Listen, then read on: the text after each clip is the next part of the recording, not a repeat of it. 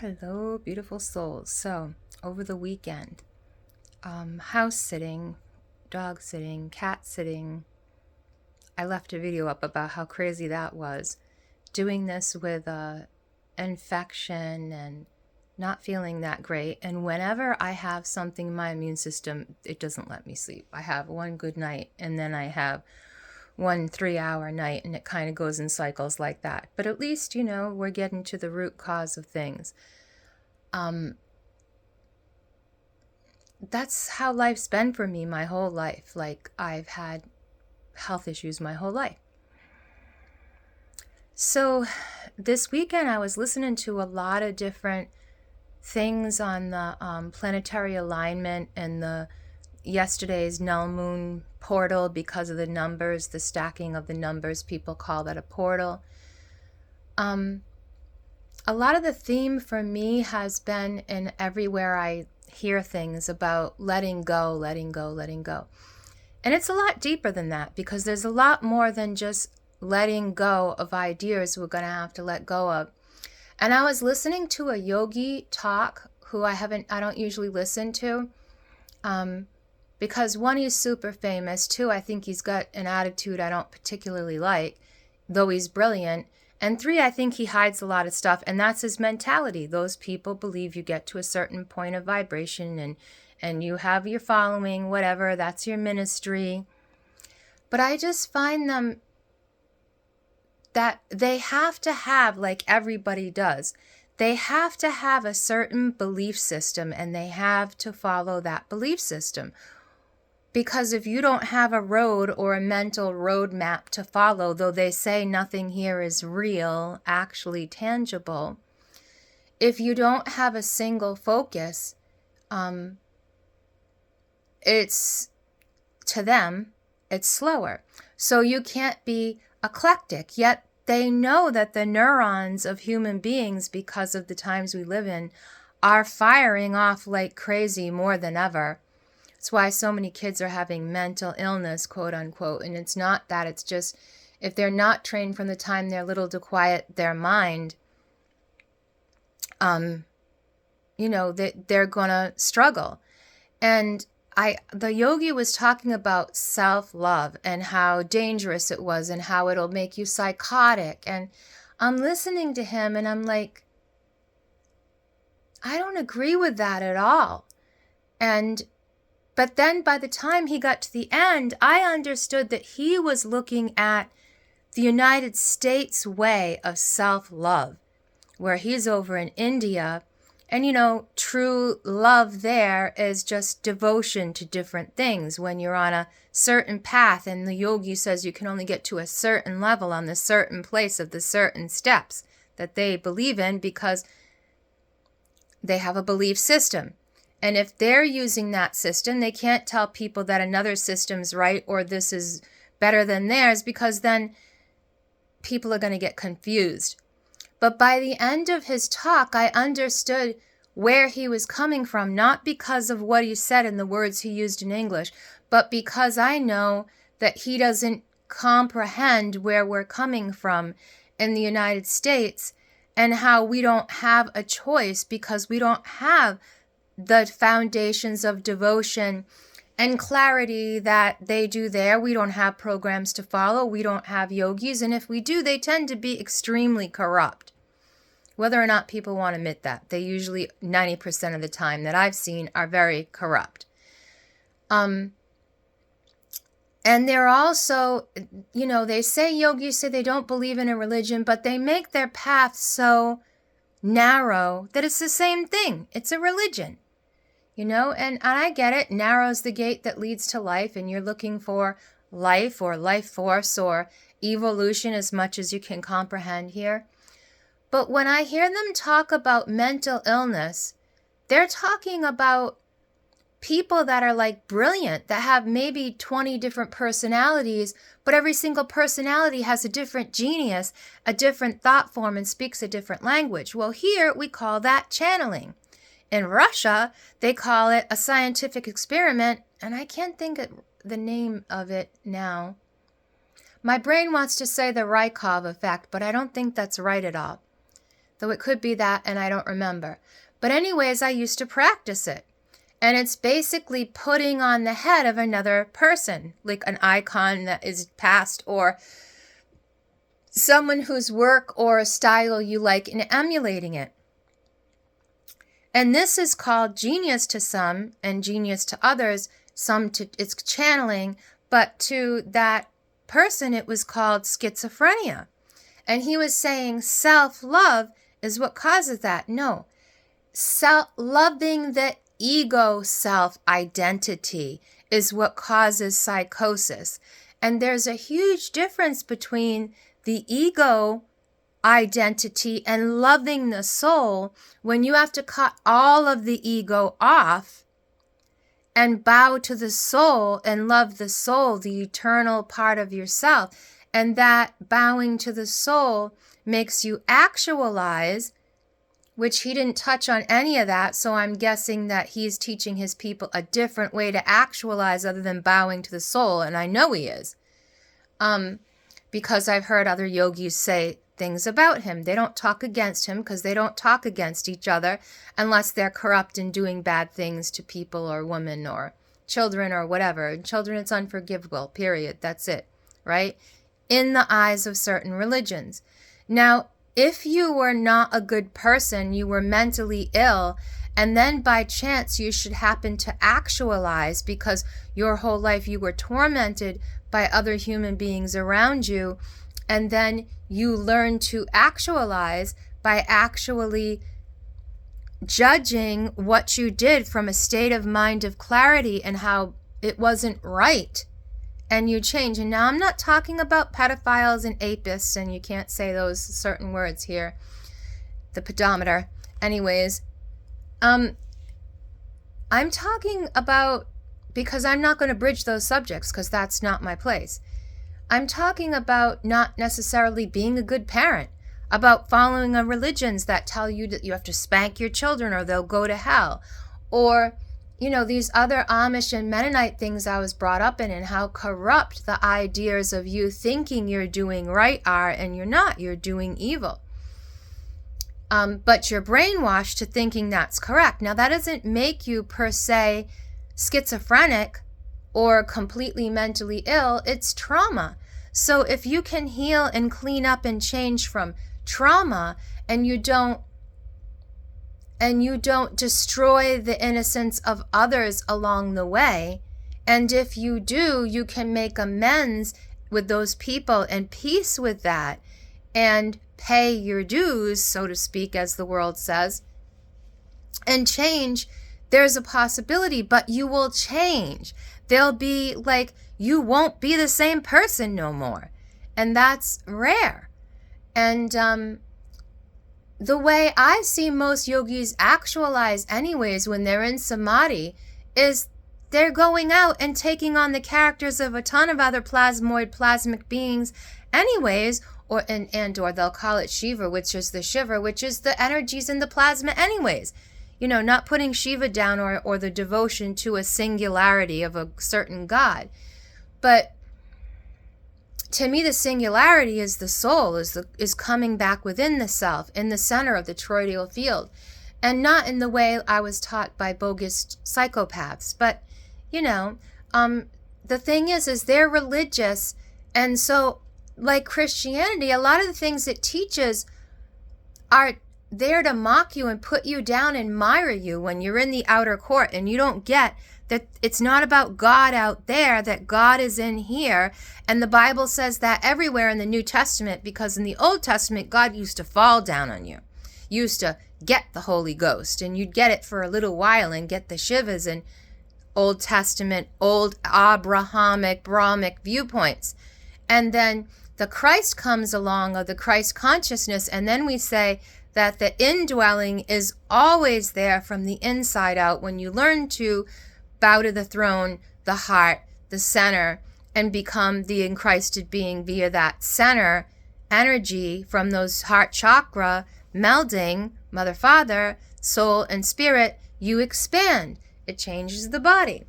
Okay? So I've seen these other famous yogis that I follow their life and how they act, and I'm like, That's what we call autism here. And, oh, but they're great yogis, but they can't even brush their hair or take a bath. Someone else has to take care of them. Now, to me, like, how is that not schizophrenia? Like, how do you get to a point where you don't even care for yourself and your flesh is rotting? You know, like, if that was a goal, like your singular goal was to get to this point where people have to bathe you and you sit in a in and out state or whatever, that's great. But how come you don't want to be in the state where your body is preserved and you just sit in that state? So the thing is I don't get your religion and there is many gods as there are flowers, but we call religion our friend. That's from a song that Jewel wrote, Jewel. So I don't like to put things, so I'll just say it's about jewels. So I've seen that religion and all these devotions are great for people that need to have a way, like Putin says, like yogis say, like religious people say.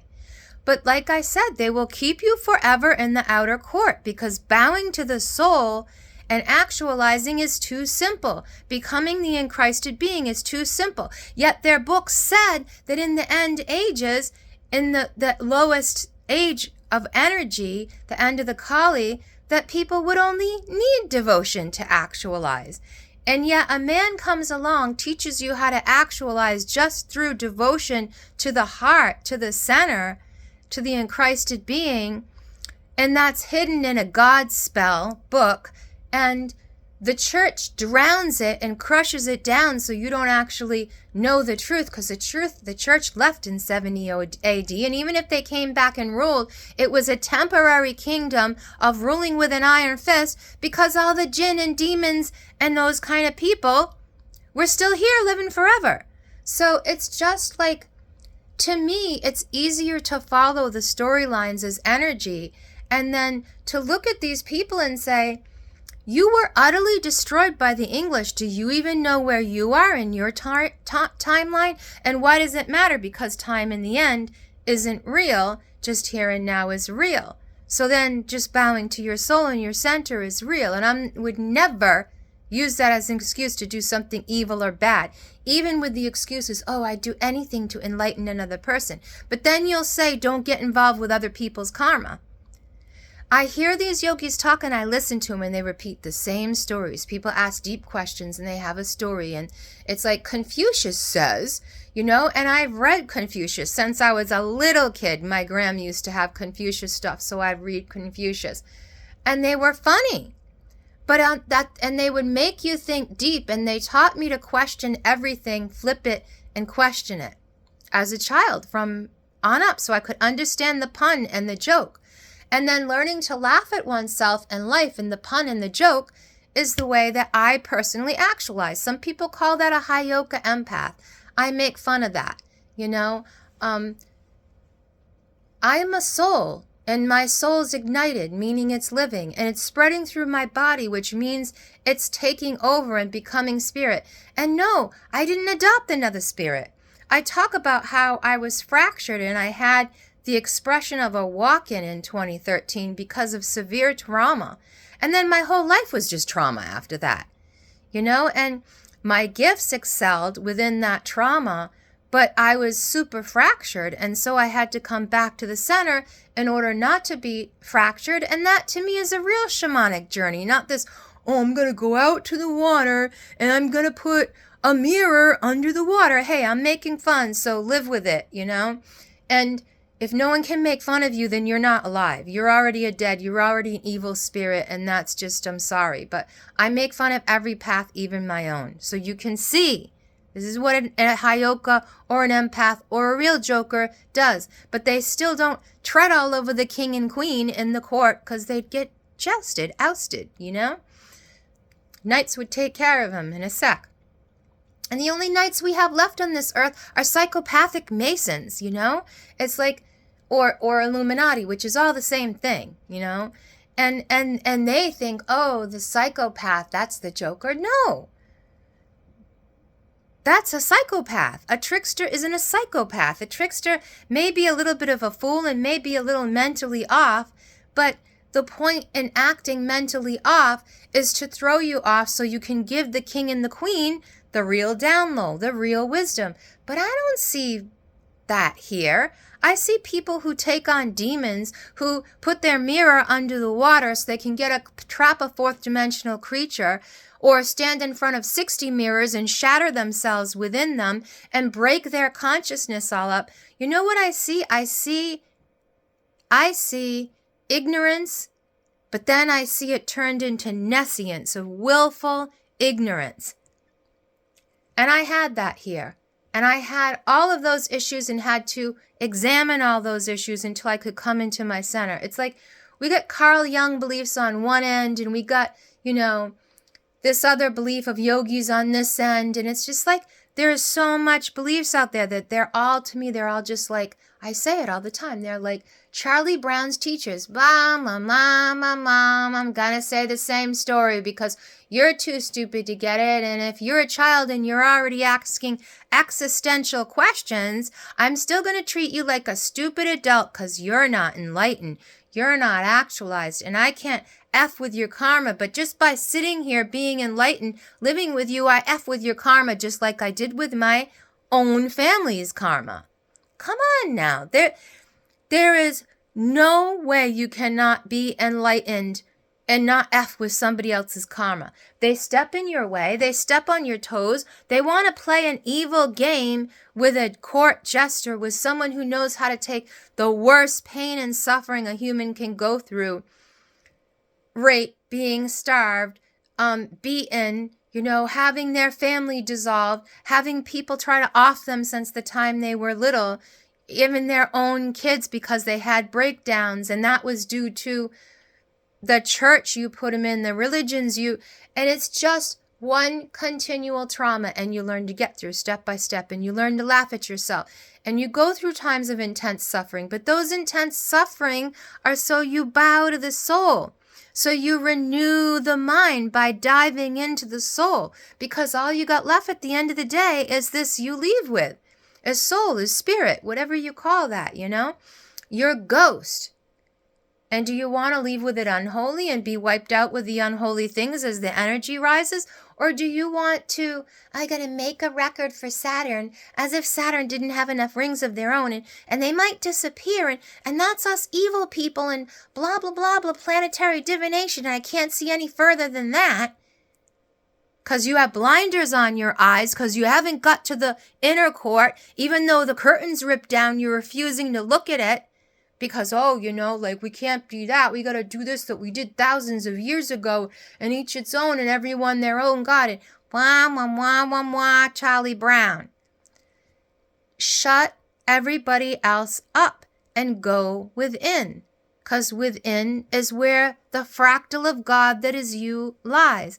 And nobody else gets to lie and make that for you. And yeah, a lot of people will make you suffer and try to make that for you.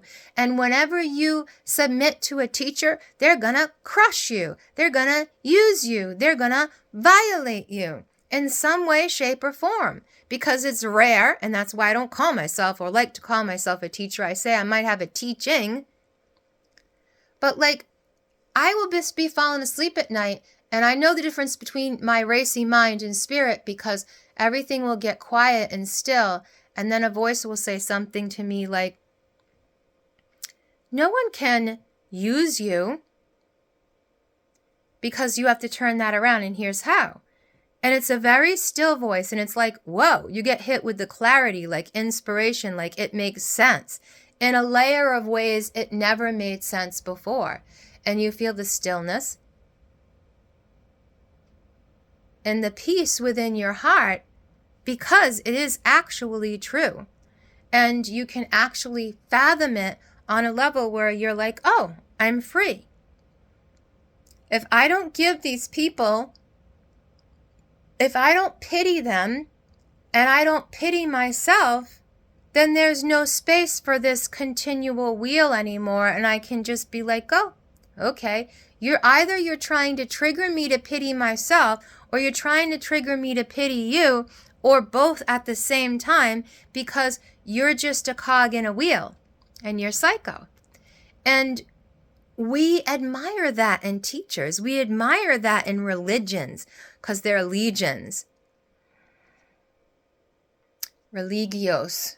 I forget what it actually literally means, but I think it's division at the end of the day. It's a shattering of the mind. And the singularity people talk about is God coming back to the self. And that's not going to happen for everybody here. And that's none of your business. So don't F with their karma.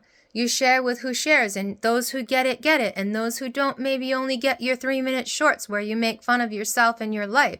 Or they see that you wrote something about men or you wrote something about women, and so you polarized and blah, blah, blah. But they don't get that they're both.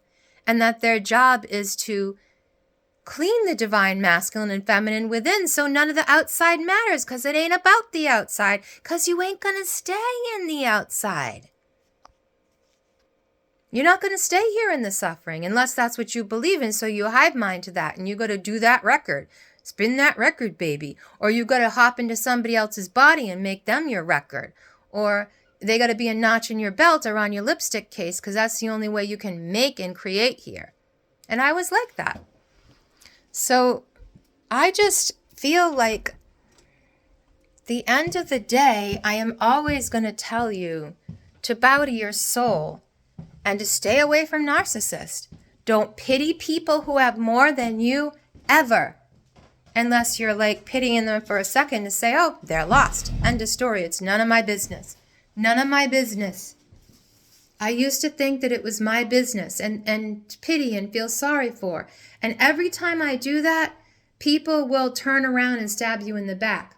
And that's generally because they have more than you. Sometimes you can give to people that have nothing, and that's who they are. And so they're going to turn around and stab you because that's all they've ever known, and they don't know how to accept love.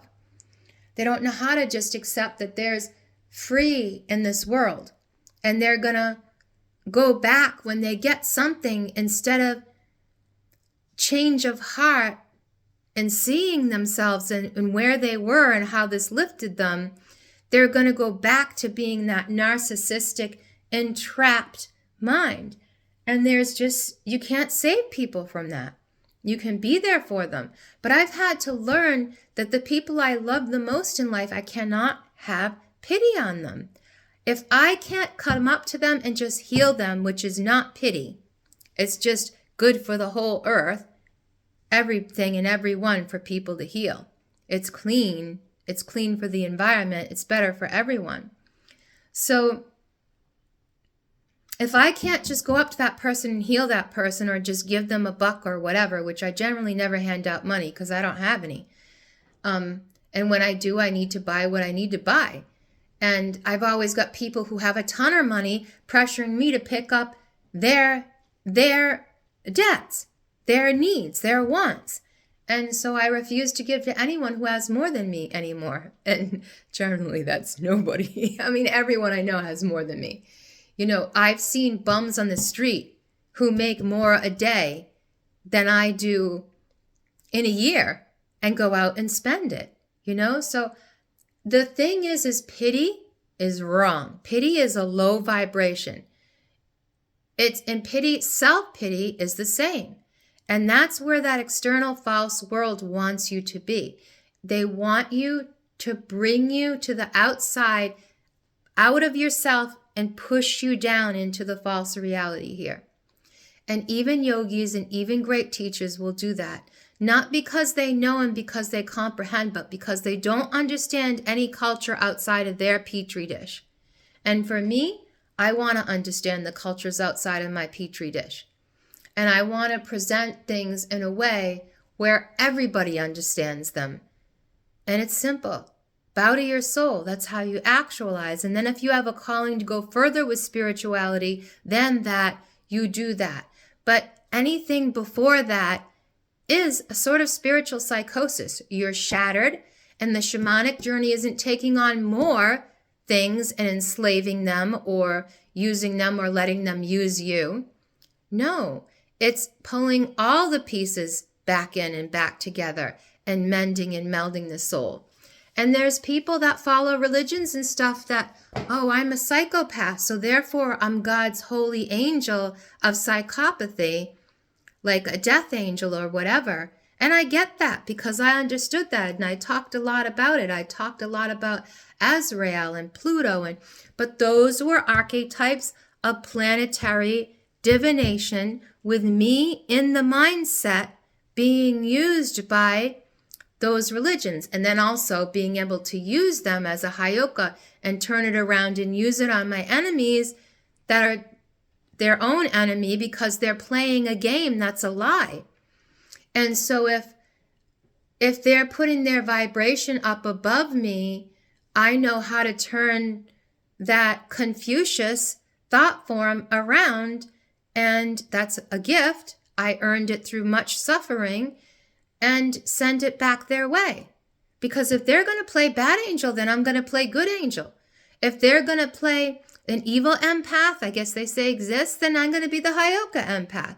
And if they're going to play the evil, feminine, dark, then I'm going to play the ultra masculine light. So don't play games with me.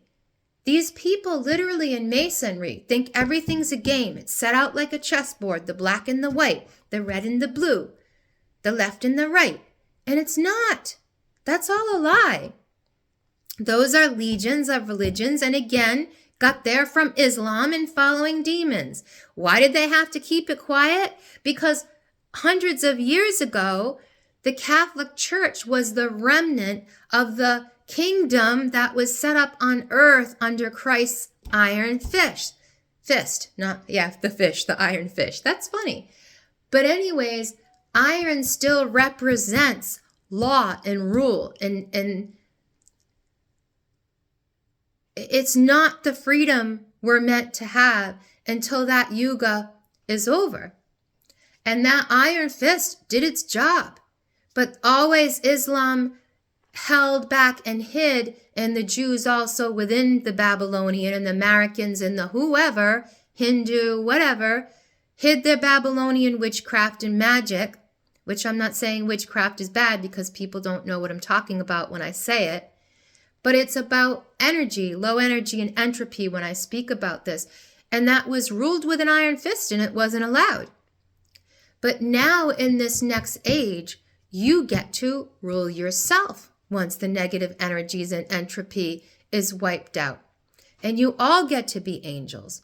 Or the light will come in and destroy you because it's going to come in.